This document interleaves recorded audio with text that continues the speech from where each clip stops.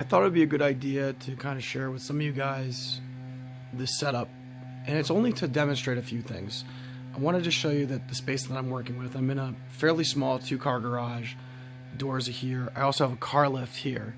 So you can see that my swing space is not exactly that large. Also, the prior owner of my home took away about 3.5 to 4 feet back there to put in a laundry room.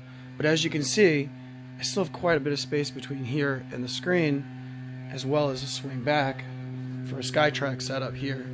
Projector's mounted above, and so is my PC. And again, I've got a bunch of assorted junk in here. Anyhow, some other questions that have been asked is like, okay, so what do you use for your setup if you don't want to have to keep going back and forth? Now, I don't have one of those fancy boxes. I don't use a touch screen, any of that kind of stuff.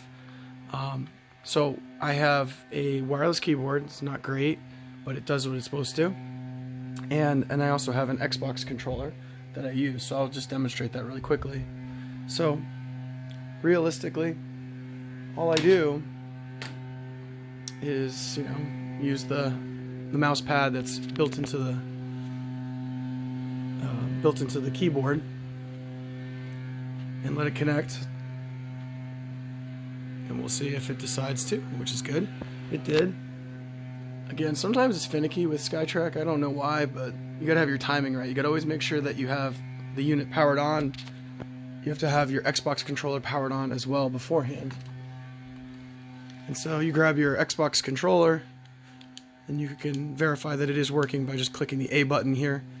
And you wait until you get here. You don't want to sit on the screen. Apparently there's a bug where if you let it sit on the screen too long, it will lock out or something like that. I'm not sure exactly what it was. I've never experienced it, but I figure it's not worth it.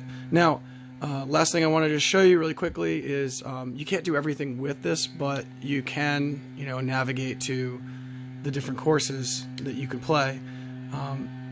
Where it kind of sucks is if you want to search for something. So hold on one second. Okay, so now I'm in the game, and again, I'm using an Xbox controller. So what you do is, it's actually kind of nice because as you could see down here, you do have, it tells you B is for the map. So you click B, and then it gives you your yardages on this dogleg left here at this Hawaiian golf course. And again, press B to get out. Y gives you your flyover based on the shot you're going to hit. So if it's an 8 iron, but if you press the RB button, it's 7 iron, 6, 5, 4, 3, whatever. And you can fly over and navigate with the stick, which is something that I like about using the Xbox controller. I feel like you would probably lose a lot of that functionality if you were going to use a touchscreen, or maybe you wouldn't. I don't know. Similarly, if you press the left and right button, you can steer this way, or what I tend to do is I use the left stick. If you press this button, it gives you a ground level view versus a overhead view. There's a lot of different little functions. Nothing for this button though. Nothing clicks. I don't know. But again, trigger doesn't do anything, not to my knowledge. So there's a lot of little functions, but that's how you navigate.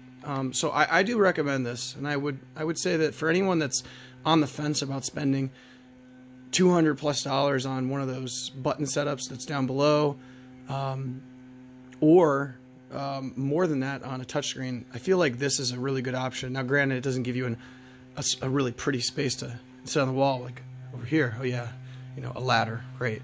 But I think this is a good option, and the majority of people who are playing simulator golf have the wherewithal to understand this is an Xbox controller built by Microsoft, and it's pretty easy to use.